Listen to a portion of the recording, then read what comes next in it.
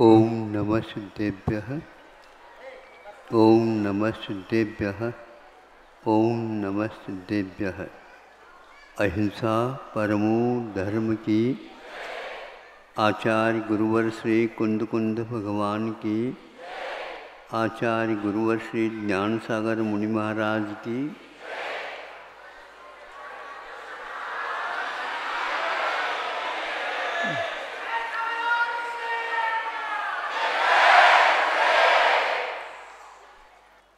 आप धर्म की साधना करते हैं, आराधना करते हैं और उसके प्रचार प्रसार में भी लगे हुए हैं।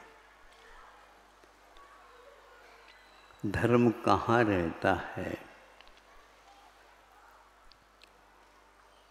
इसके बारे में संभव है हम लोगों के सिवा और किसके पास रह सकता है। इस प्रकार कहने वालों से हमारा कहना है, इस धारणा को आप पहले छोड़ दीजिए। मनुष्य ही एकमात्र धर्मात्मा बनता हो ऐसा नहीं।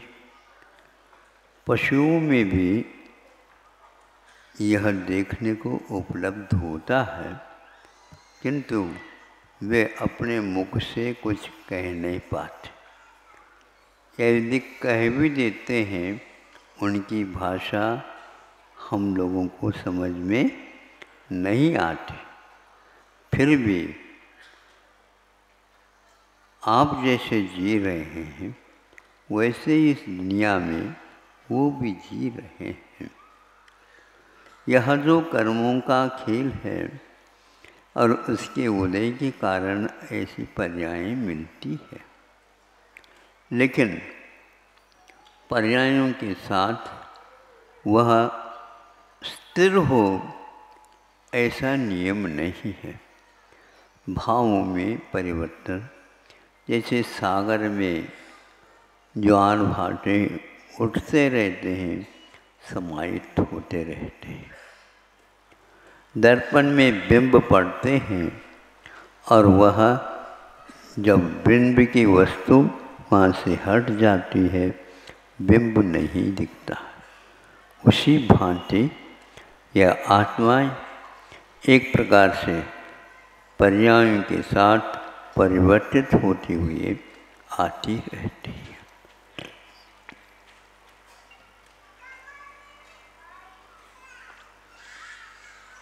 एक बार मंत्री जी के साथ अथवा सेठ साहूकार के साथ एक राजा वैसे ही हवा खाने हेतु जाता है और उसके साथ वह सेठ भी हो जाता है, अथवा वह मंत्री भी हो जाता है।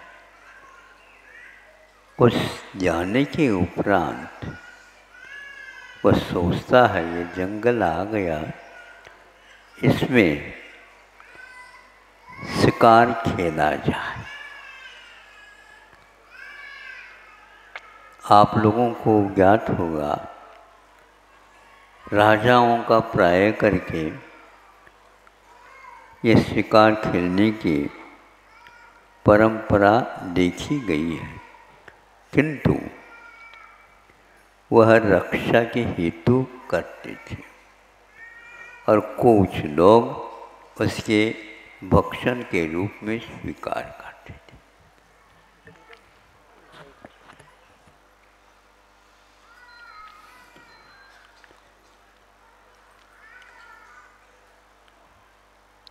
जब वह एक हिरणों के झुंड के पीछे लग जाता है, उसको देख करके सारे हिरण और भागना प्रारंभ कर देते हैं। भागते भागते भागते चले जाते हैं। उस समय उस राजा को कहा ठहरो आप परेशान न हो। उनको हम कह देते हैं वे रुक जाएंगे, आपको जो करना है फिर बाद में कर लो। क्या कहते हो, तुम्हारे कहने से वो रुकेंगे? हाँ हाँ, क्यों नहीं रुकेंगे, क्योंकि आप राजा हो और ये प्रजा के रूप में आपके हैं। जानवर यदि प्रजा नहीं बनते ऐसी बात नहीं है। राजा के यहाँ सभी प्रकार के प्राणी उनको सहयोग देने हेतु पालन पोषण उनका होता रहता। उसी समय उन्होंने हाथ कर दिया, रुको आपके रक्षक ही यदि भक्षक बन गए तो इसको आपको स्वीकार करना चाहिए। वो सारी झुंड 20 हिरणों की थी, रुक जाती। राजा को कहा, हाँ आपको क्या करना है कर सकते हो। इसको सुन करके राजा के मन में भाव आया, ये कौन, हम नहीं समझ पा रहे थे और हमारे दरबार में ये रहता है। किंतु उस कुछ और मन में आ गया, एक बार और कर दे अवसर पर, और दोनों आ जाते हैं लौट करके। भीतर ही भीतर घूमता रहा ये सब कुछ दृश्य राजा के मन में। एक दिन यदि तुम अहिंसक हो और इनको मारने से आप इनकी रक्षा करते हो, तो हम विशेष रूप से ऐसे स्थान बनाएंगे जिस स्थान में आपको बुला दिया जाएगा। अगर उस समय आपको उसके बारे में क्या सोच है हमें समझ में आ जाएगा। आप अहिंसक यदि हैं तो उसमें भी परीक्षा में पास हो जाए। ठीक है, जैसे आप कहो, आप कह रहे हैं इतना ही पर्याप्त है। और कुछ दिन के बाद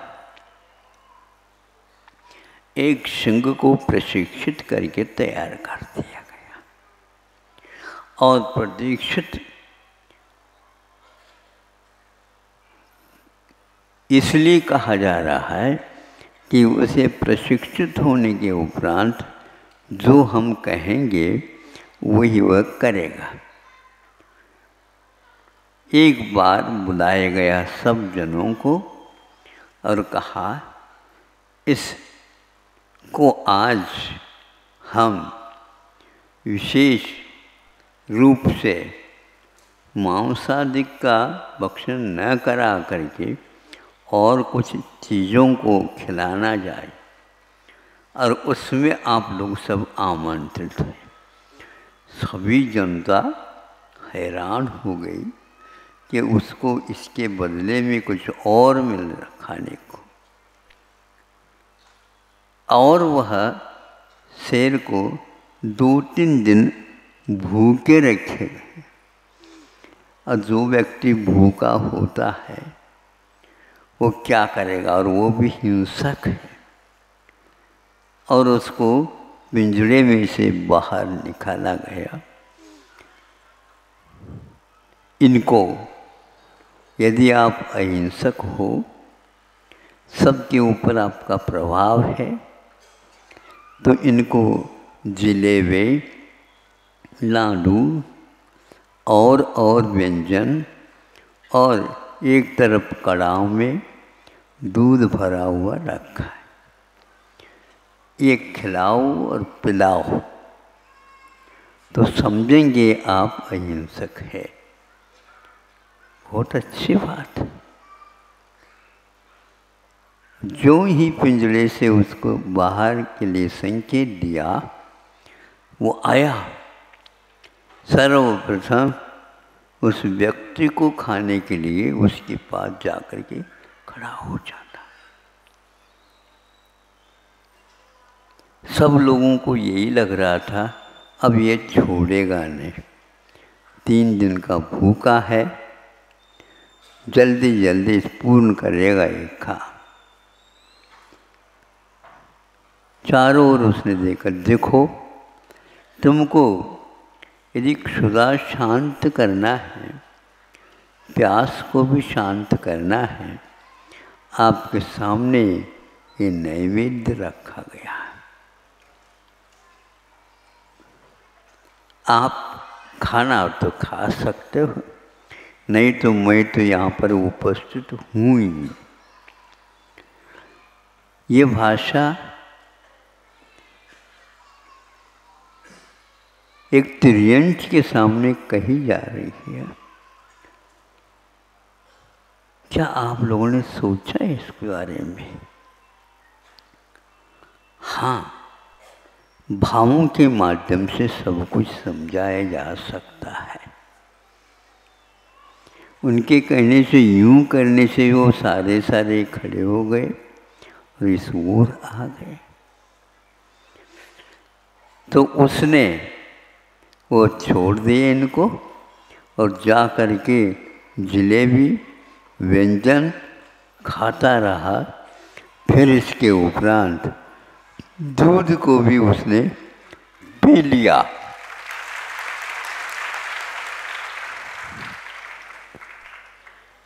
उसको संकेत कुछ भी नहीं दिया गया था और वह पिंजड़े में पुनः चला गया। अब आप बताओ, मनुष्य भी अहिंसा की आराधना करता है और तिर्यंच भी आराधना करता है। महावीर भगवान का चिन्ह एक प्रकार से सिंह है।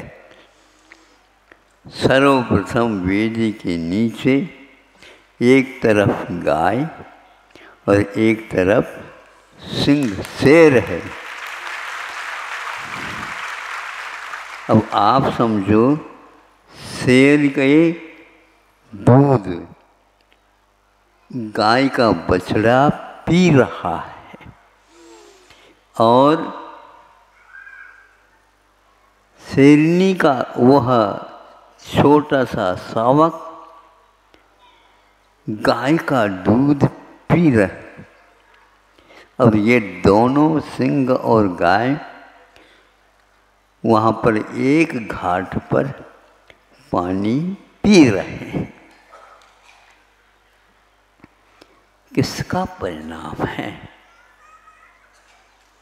जंगल में रहने वाले हिंस्र पशु, गाय एक प्रकार से पालतू प्राणी है, किंतु ये सब वात्सल्य का, मैत्री का, आप लोगों में प्राय करके यह मुखाग्र होगी, सत्वेषु मैत्री गुणेषु प्रमोदम क्लिष्टेषु जीवेषु कृपापरत्वं माध्यस्थभावं विपरीत वृत्तौ सदा ममात्मा विदधातु देव।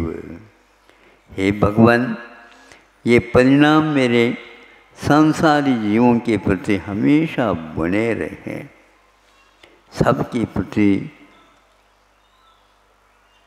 एक भाव मैत्री का रखना और जो गुणी है उनके प्रति प्रमोद भाव अभिव्यक्त करना, किंतु जो कष्ट में हैं उनके कष्ट दूर हो। तो कैसे दूर हो? संसार बहुत बड़ा है, लेकिन हम यहाँ पर बैठे बैठे उनके बारे में सोच तो सकते हैं। इधर उधर की बातें तो आप करते रहते हो, बैठ करके ये भाव कर लें तो अवश्य इसका प्रभाव पड़ सकता है और पड़ता है। जब ये बात सब लोगों ने देखी और सुनी तो क्या सोचता होगा। राजा ने कहा, मेरी गलती क्षम्य हो। हमारे राज्य में ऐसे भी सेठ साहूकार या मंत्री हैं जो अपने बारे में नहीं, सभी जीव मात्र के बारे में हमेशा सोचते रहते हैं, सोचते रहते हैं। ये वही व्यक्ति है जो अमरचंद दीवान है। ये राजस्थान की राजधानी रूप जयपुर है, गुलाब नगरी है। वहाँ पर हजारों की तादाद में परिवार अहिंसा की पूजा करते हुए रहते हैं। इतने महान नगर में भी इस प्रकार व्यक्तित्व रहता था, वहाँ का वह निवासी था। यह उपन्यास नहीं, यह एक कथा भी नहीं, किंतु वह कथा बन गई अपने आप कि यह राजा का कर्तव्य है कि वह अहिंसा का पालन करे। और यदि राजा यथा राजा तथा प्रजा, इसमें कोई संदेह ही नहीं करना चाहिए। आज जैन समाज अपने अपने स्थानों पर भारतवर्ष ही नहीं, देश विदेशों में भी फैल गया है। आर्थिक दृष्टि से भी और अहिंसा की दृष्टि से भी वो वहाँ पर रहते हैं, प्रचार प्रसार कर रहे हैं। ये सुन करके आप लोगों को प्रसन्नता होगी। 40-45 अमेरिका में ऐसे विश्वविद्यालयों को चुना है और उनमें अनुसंधान के साथ जैन तत्व का अध्ययन कराने का संकल्प लिया है।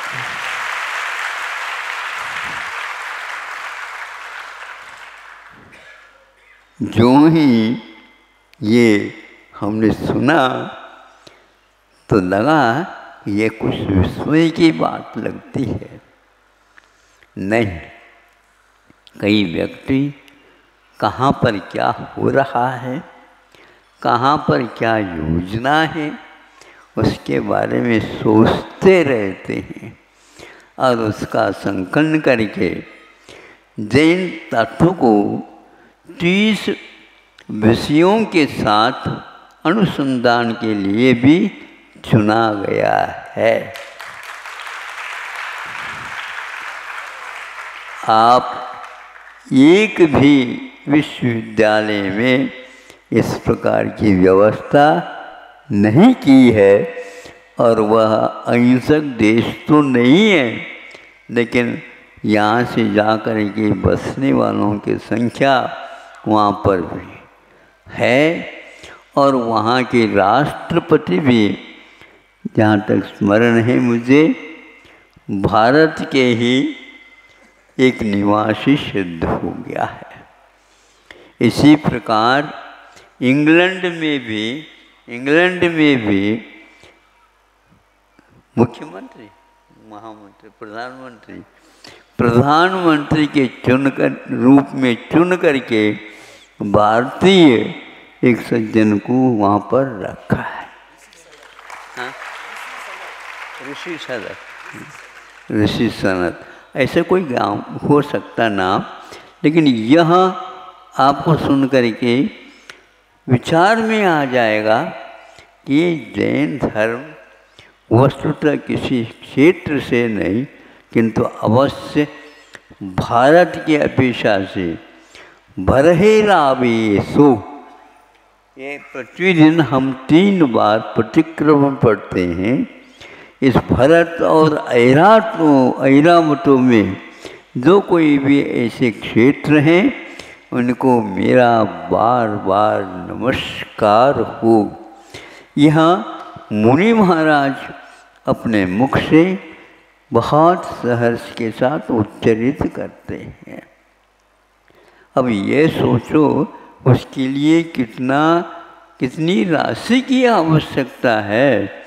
उन्होंने कहा 4.5 अरब की, यानी 450 करोड़ों की ये राशि वहाँ पर सर्वप्रथम 150 करोड़ की लगी जाएगी, फिर बाद में क्रम से उसके शेष राशि का भी उपयोग किया जाएगा।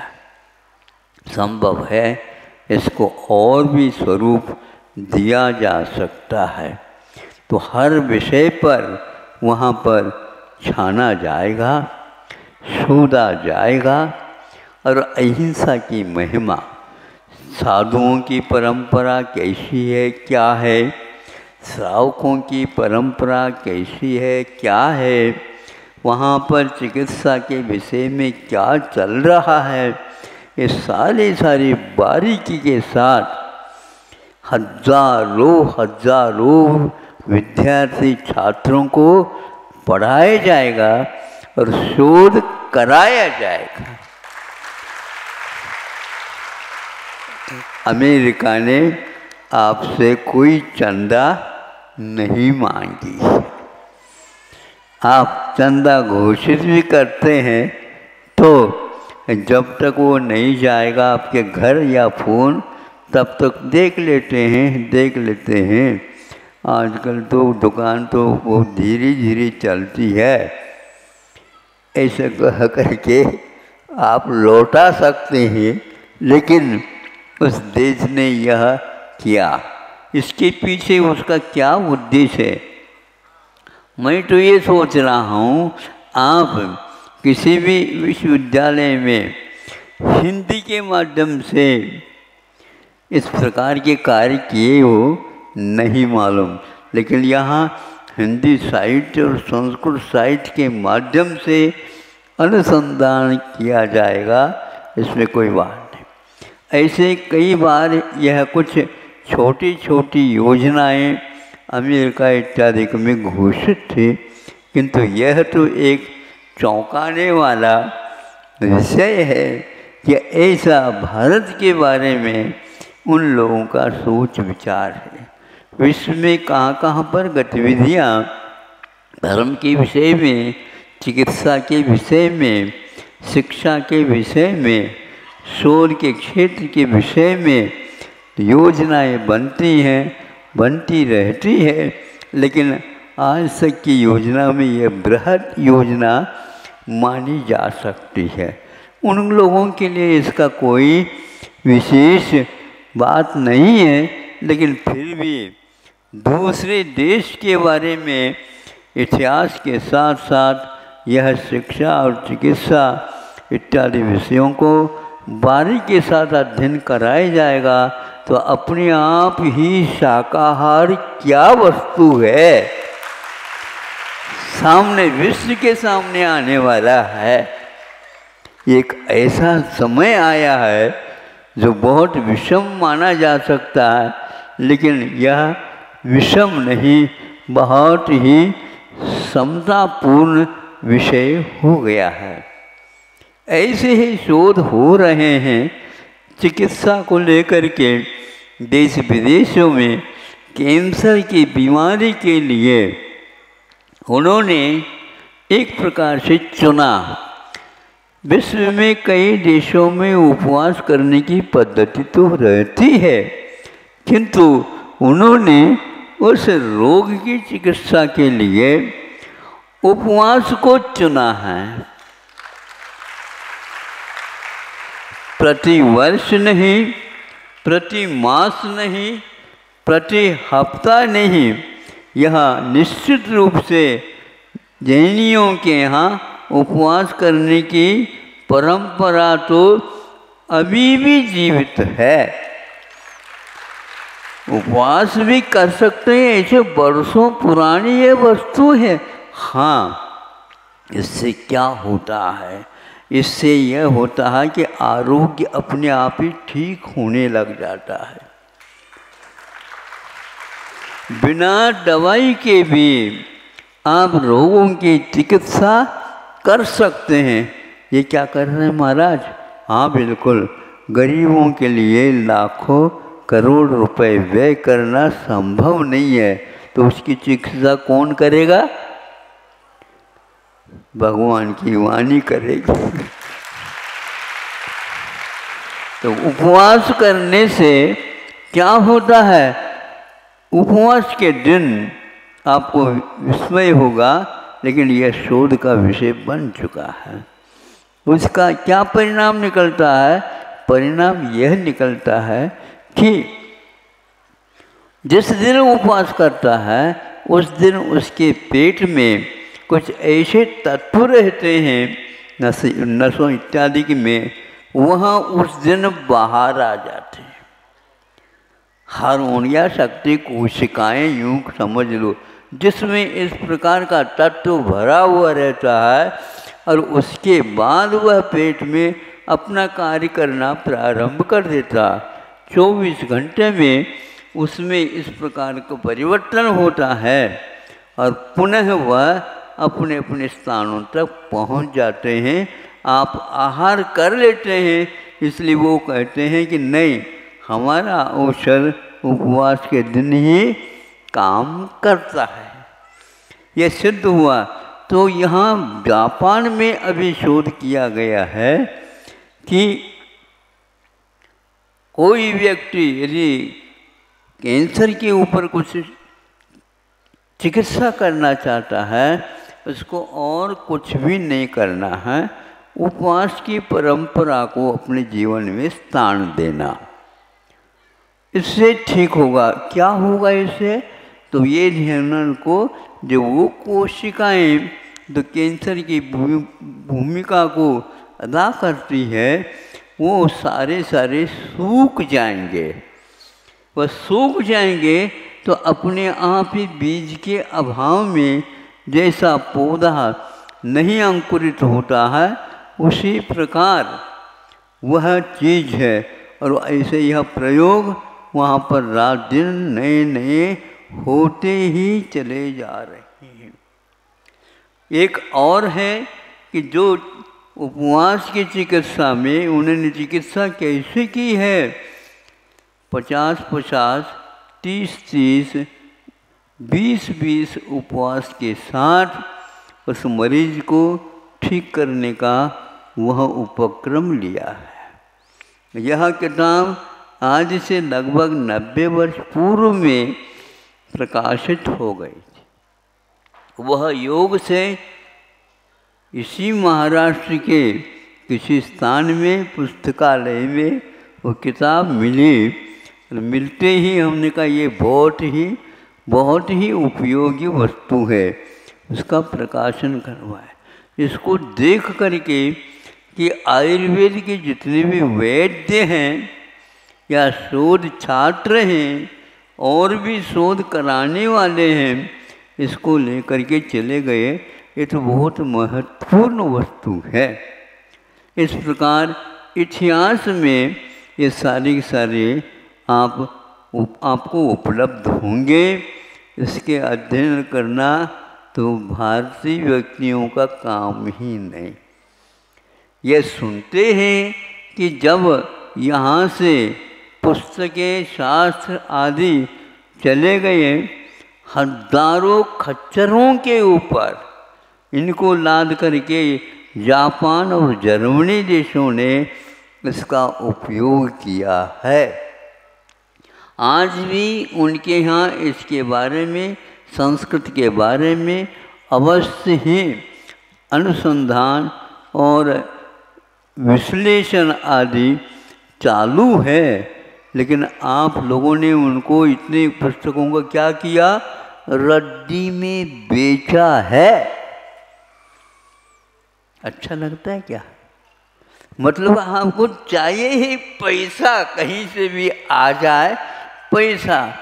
रद्दी के मान करके उन्होंने लिया। रद्दी में इस प्रकार की किताबें मिलती हैं, उसको भी वो लेकर के गए और यहाँ शोध किया।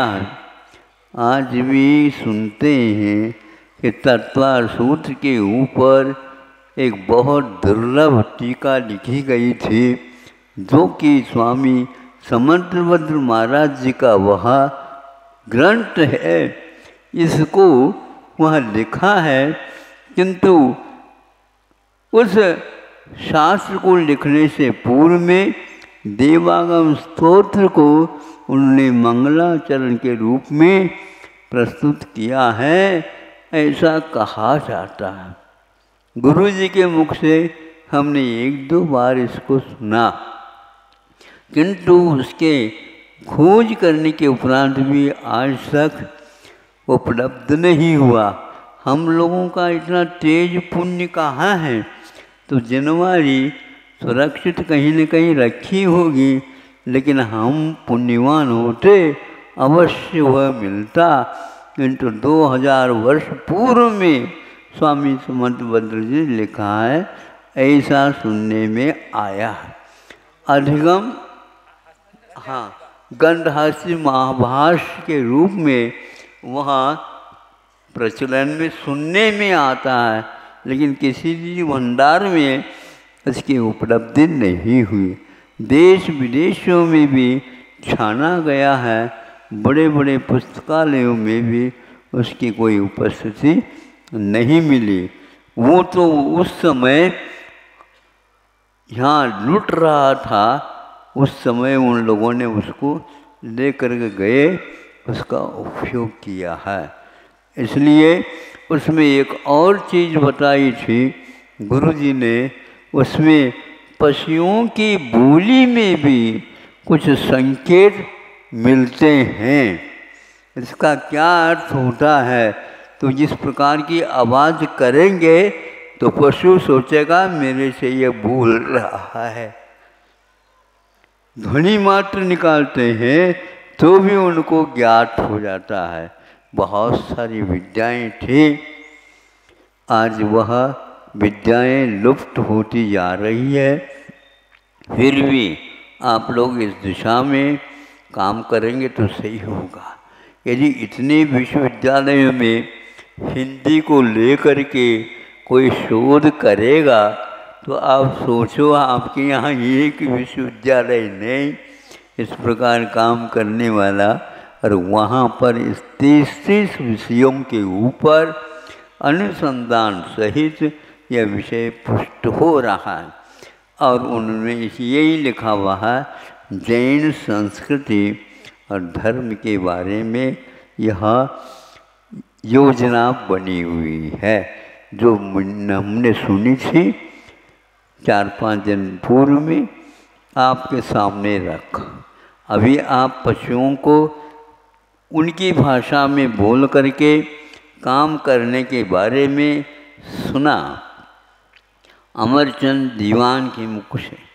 ऐसी स्थिति में यह भावों की तरंगें जो जाती है वो अपने आप ही आ जाती हैं।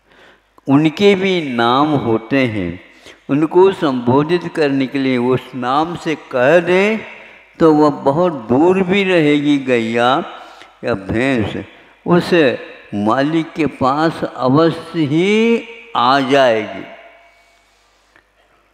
क्योंकि यह आपका रविवारी दिन है और भी शेष रविवार हैं, सामने पर्व भी आ रहा है।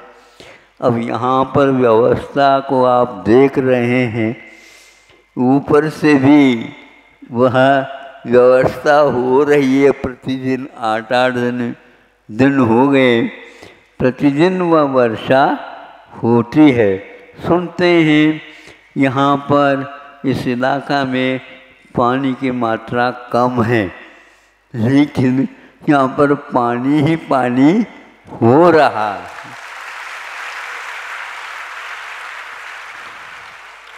महाराष्ट्र में एक प्रकार से राजनीति भी अपने आप में अहिंसक नीति बनने जा रही है।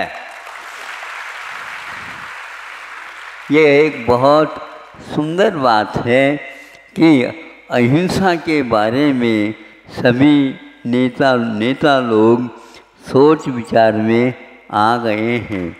केंद्र में भी ये सोच विचार चल रहा है और विदेश में तो इसका उदाहरण आपके सामने आ ही गया है। और आप यदि स्वाध्याय करते हैं और इतिहास को खोलते हैं तो ऐसे प्रसंग भी मिल सकते हैं जो आपके भीतरी आँख को भी खोल सकती हैं।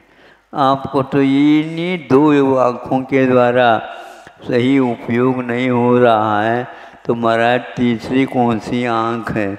आप इन दोनों को बंद करोगे तो मिलेगी, अन्यथा नहीं मिल सकती। इतना ही कह करके मैं आज का यह छोटा सा वक्तव्य पूर्ण करता हूँ। अहिंसा परमो धर्म की